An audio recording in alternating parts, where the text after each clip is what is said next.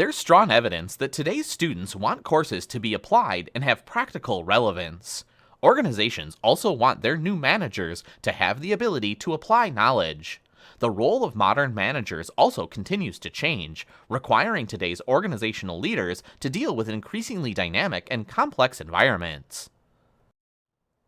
The role of modern managers also continues to change, requiring today's organizational leaders to deal with increasingly dynamic and complex environments. This course uses a three-pronged approach with these objectives: to teach you the important functions and concepts of human resource management, to develop your ability to apply HRM functions and concepts through critical thinking, and to develop your HRM skills in your personal and professional life. Human resource issues are emerging as some of the most prominent concerns for business owners and managers. You've probably heard buzzwords floating around about managers, and particularly human resource managers needing to be more strategic, business-focused, customer-focused, and generally more in tune with the overall operational success of the organization. So what is happening in today's business environment that might cause human resource managers to rethink their way of doing business? A key item is causing the process of rethinking management is the fact that there's a much greater competition and an external environment that requires much greater rates of change. That creates an absolute requirement to be more adaptable and productive as an organization. As a result, human resource managers as well as operational managers have been forced to think in more strategic terms about how their organization can win against their competitors by utilizing their human resources. People within an organization are one of the primary means of creating a competitive advantage for the organization, because management of human resources affects company performance. This is because most organizations of comparable size and scope within the same industry generally have access to the same material and facility-based resources that any other organization within the industry may have. The term successful is defined in this case as being more productive and more profitable than the competition. Managers are responsible for getting the job done through employees, so the organization's human resources are nearly always its most valuable resource. While employee job satisfaction can be an important aspect of employee engagement, the overall concept of employee engagement is much larger. It's a combination of job satisfaction, ability, and willingness to perform for the organization at a high level over an extended period of time. We define engaged employees as those who understand what they need to do and that add value to the organization and are satisfied enough with the organization and their roles within it to be willing to do whatever is necessary to see that an organization succeeds. Technology and the ability to analyze large data sets have disrupted every industry and every way a company does or should do things, from operating processes to marketing to human resources. Around the mid-1970s, when there weren't even any computers available to most managers, the human resource manager, we usually called them the personnel manager then, was considered to be an easy management job. HR managers were expected to be only paper pushers who could keep all of the personnel files straight for an organization. They maintained and organized records, but they had very little to do with the management of the organization's business processes. In these organizations, the HR department was considered to be a cost center, a division or department within the organization that brings in no revenue or profit for the organization. It only costs money for the organization to run this function. As you can easily see, we don't want many or any cost centers in an organization if we can help it. We need revenue centers instead. Revenue centers are divisions or departments that generate monetary returns for the organization. Where cost centers eat up available funds, revenue centers provide funds for the organization to operate in the future. Human resource management departments are not able to generate revenue directly because of their task within the organization, but they can generate significant revenue and profit in an indirect fashion. The old workplace in which managers simply told employees what to do is gone. In today's organization, you'll most likely work as part of a team. perform lots of quantitative analysis on business data, and share in the decision making and other management tasks.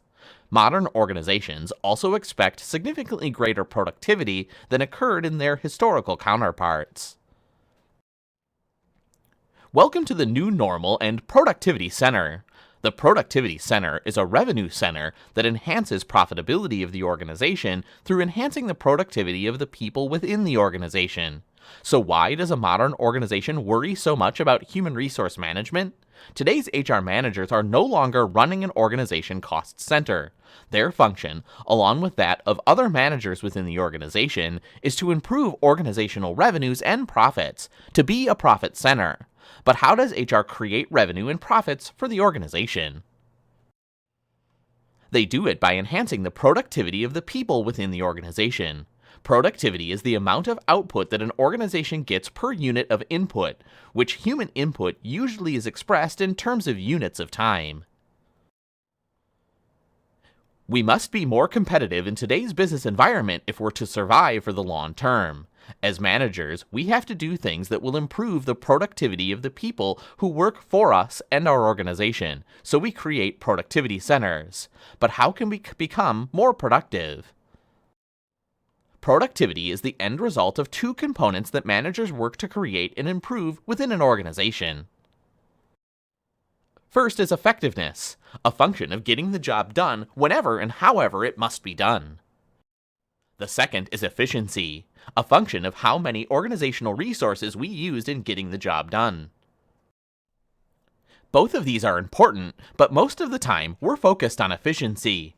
Our people allow us to be more efficient as an organization if they're used and motivated in the correct manner. This course is about how to make our people more efficient. Companies around the world are taking this need for efficiency very seriously, and new technologies and new ways of working are helping companies improve their efficiency. HR management deals primarily with improving the efficiency of people within our organization. If our people are inefficient over long periods of time, our organizations will fail. So, how do we make our people more efficient? We can't really directly affect the performance of individuals within the organization. We can't force employees to act in a certain way all of the time within the organization. And while we have the ability to punish them when they don't do what we need them to do, we don't have the ability to directly control all of their actions. So as managers for the organization, we have to do things that will have an indirect effect on our people's productivity, their efficiency, and effectiveness. And we have to do certain things within our control as managers that can cause our people to do the things that we need them to do. What types of issues are today's corporate executives concerned with? A recent SHRM, or Society of Human Resource Management survey of HR and non-HR executives asked what challenges they think will be most significant over the next 10 years. The three biggest challenges, according to these executives, are maintaining high levels of employee engagement, developing the next generation of organizational leaders, and maintaining competitive compensation and benefit offerings. The biggest challenges, according to HR executives, are very similar. They include developing the next generation of organizational leaders, managing the loss of key workers and skills, and maintaining competitive benefits and compensation offerings.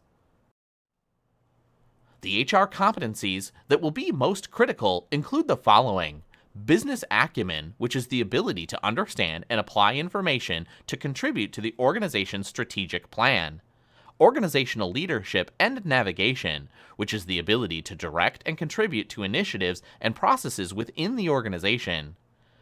Next is critical evaluation, an ability to interpret information to make business decisions and recommendations.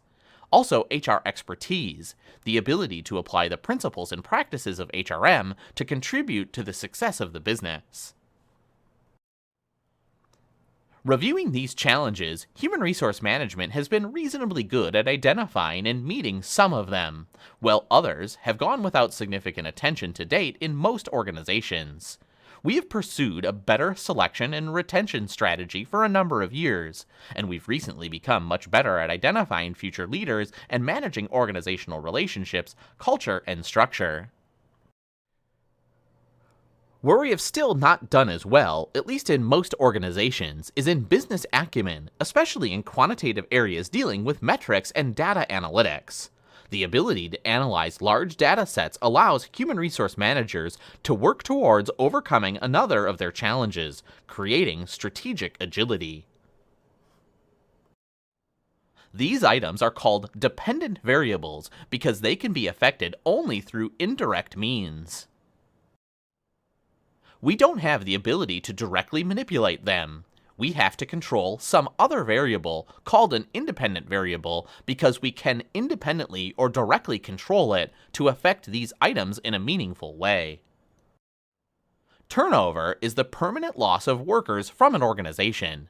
Does turnover cost the organization? Absolutely. There's a strong and growing recognition that collective turnover can have important consequences for organizational productivity.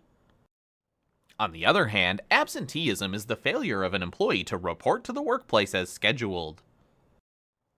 Strategy and strategic planning look at our organization and environment both today and in the expected future and determine what we as an organization want to do to meet the requirements of that expected future. Only in the last 30 to 40 years has HR management really gone from reactive to proactive in nature. Instead of waiting for someone to quit and then going out to find a replacement, HR managers are now actively seeking out talent for their organization. The function of HR has been redesigned to enhance the other line functions of the business. To make our organizations more competitive and create sustainable competitive advantages. This is the basis of strategic human resource management. Strategy and planning deal with the concept of creating sustainable competitive advantage, a capacity that creates values for customers that rivals can't match. The last factor we'll discuss here is the emergence of social media as a major tool for the workplace. However, many of you probably don't know how much social media platforms have changed the way work is done in HR and in other parts of the organization. All managers require a mix of technical, interpersonal, conceptual and design, and business skills in order to successfully carry out their jobs.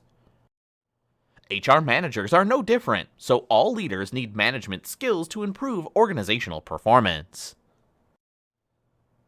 The set of necessary HR skills is similar to the skills needed by other managers, but of course, it emphasizes people skills more than some other management positions.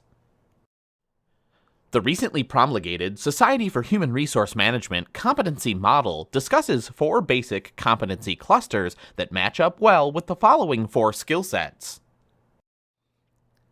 The first skill set that an HR manager must develop to be successful, and also the easiest one to develop, is the technical skill set. Technical skills are defined as the ability to use methods and techniques to perform a task.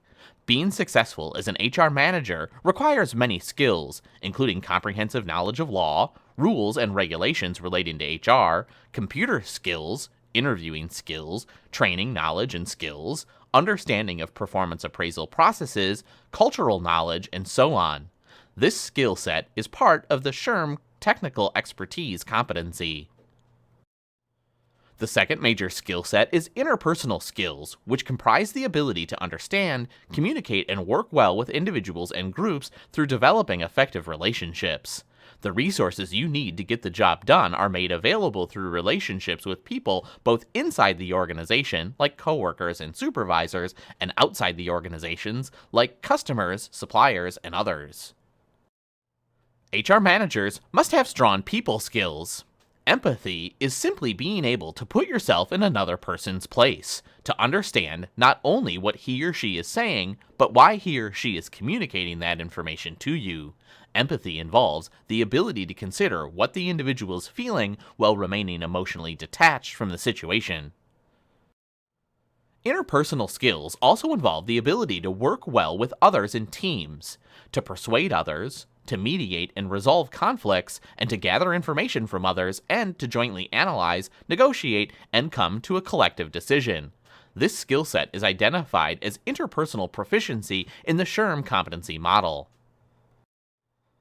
Conceptual and design skills are another skill set required of a successful HR managers. Such skill sets help in decision making. Clearly, the decisions you have made over your lifetime have affected you today. Likewise, leaders' decisions determine the success or failure of the organization. So organizations are training their people to improve their decision-making skills. Conceptual and design skills include the ability to evaluate a situation, identify alternatives, select a reasonable alternative, and make a decision to implement a solution to a problem. This skill set is a critical part of creating and maintaining the ability to lead in an organization. The conceptual part of this skill set is the ability to understand what is going on in our business process, the ability to see the bigger picture concerning how our department or division and the overall organization operates. Design skills are the other part of the equation. This is the skill set that allows us to figure out novel or innovative solutions to problems that we've identified through the use of conceptual skills. Finally, SHRM's business-oriented proficiency competency is a mandatory human resource management skill. Like technical skills, business skills are easier to develop than human relations and conceptual and design skills. Human resource professionals must have a knowledge of the organization and its strategies if they're to contribute strategically. This also means that they have an understanding of the financial, technological, and other facets of the industry and the organization and are able to manipulate large amounts of data using data analytic programs and HR metrics. As a result, all managers must have a basic understanding of the management of their organization's human resources. You need to be able to answer employee HR questions, and if you don't follow company HR policies, you can cause legal problems for your firm, get disciplined, and get fired, and potentially even spend time in jail. So, in this course, we explain the difference between line and staff management and line managers' major HR responsibilities. Line managers are the individuals who create, manage, and maintain the people and organizational processes that create whatever it is that the business sells. Put simply, they're the people who control the actual operations of the organization. HR managers, on the other hand, would generally be staff managers, individuals who advise line managers in some field of expertise. These managers act basically as internal consultants for the company within their fields of specialized knowledge. The following shows some of the major items that line managers would need to understand in order to be successful in their jobs. Line managers can inadvertently violate the law if they don't know what the various employment laws say and what actions are prohibited or required in dealing with employees. All managers need to know how they can manage labor costs both from an efficiency standpoint and from the standpoint of understanding the state and federal laws that limit our options for managing our labor resources. Obviously, one of the major reasons to have managers is to provide motivation and leadership to employees in our organizations. Line managers are generally the first to see a problem with organizational processes. This is frequently an indication that some type of training is needed. Line managers are also the individuals who would debrief most employees on their annual performance appraisals. Line managers should almost always be responsible for the appraisal, also called an evaluation, of people who work for them, as well as for processes of debriefing those individuals on their annual work evaluations. The line manager should also have a strong voice in who should be eligible for promotions in the organization, since the line manager's job is to know their people and the capabilities and limitations they have. Line managers have primary responsibility for maintaining safety and security of the organization's workforce. All line managers need to know all of these things and more in order to be successful in their jobs. Most HR jobs are either generalist jobs, in which the HR employee works in many different areas, or specialist jobs, in which the employee focuses on specific disciplines of HR. Such specialists also have responsibilities related to the management of diverse employee groups within the company. Staffing includes all of the things that we need to do to get people interested in working for our organizations, going through the recruitment process, selecting the best candidates who apply, and getting them settled into their new jobs. Next, we have the training and development discipline. This is where education and training functions occur in organizations. A modern organization won't get very far without consistently training and developing its employees.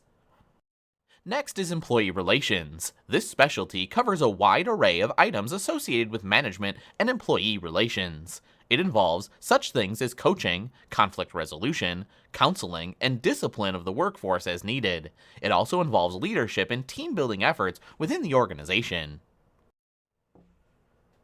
The Labor and Industrial Relations Specialist works with the laws and regulations that control the organization's labor-related relationships within their workforce. This is also the area that manages any relationships with the organization and unions. HR managers who work in this area might be involved in union votes, negotiations for agreements, collective bargaining, handling grievances, and other labor-related issues. A compensations and benefits specialist might find jobs in compensation planning, salary surveys, benefits management, incentive programs, and more. This area deals with how we reward people for the work they do for us. Rewards come in many styles and types, and the compensation and benefits specialists help decide the total compensation package that the organization will use to attract and retain the best possible employees.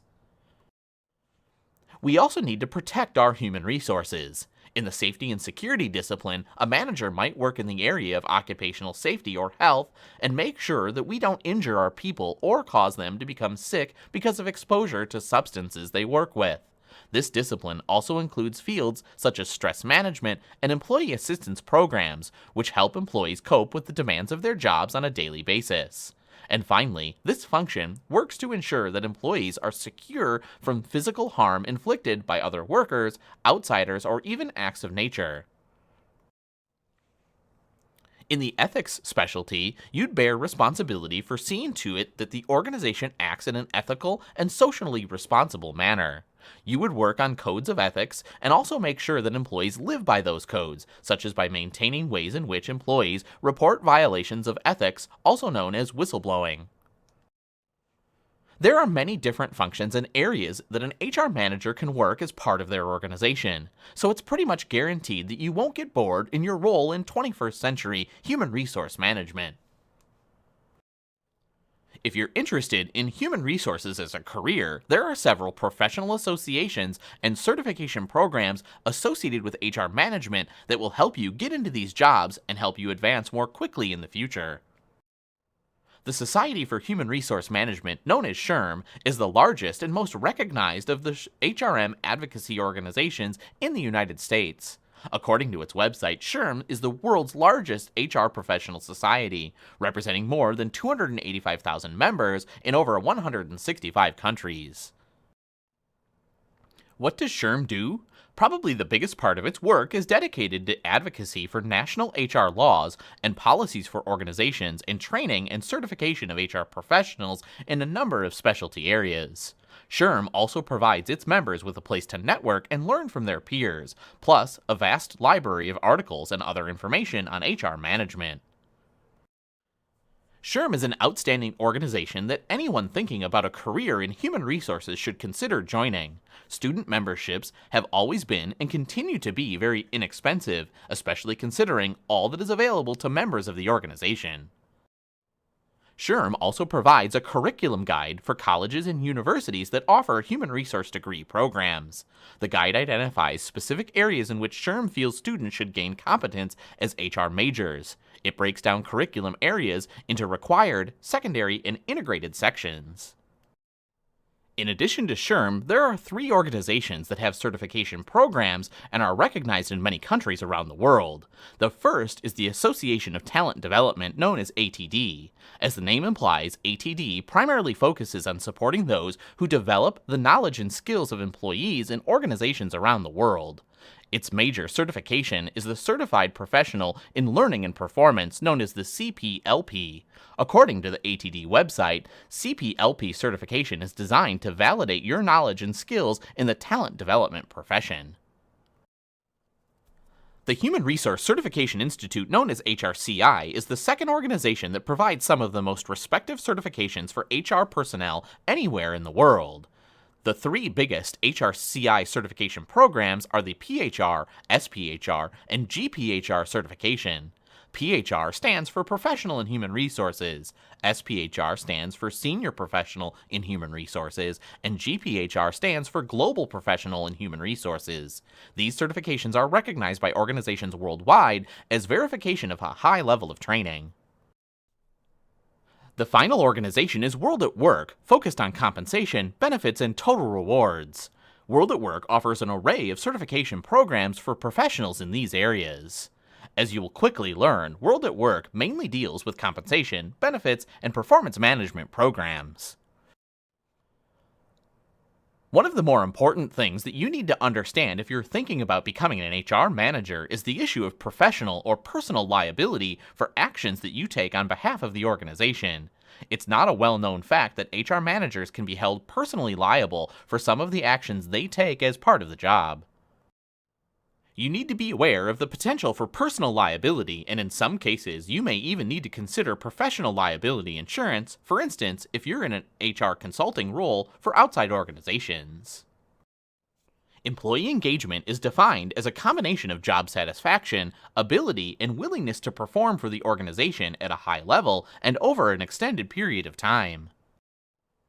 This combination of satisfaction, ability, and willingness is a more critical predictor of company performance today than ever before.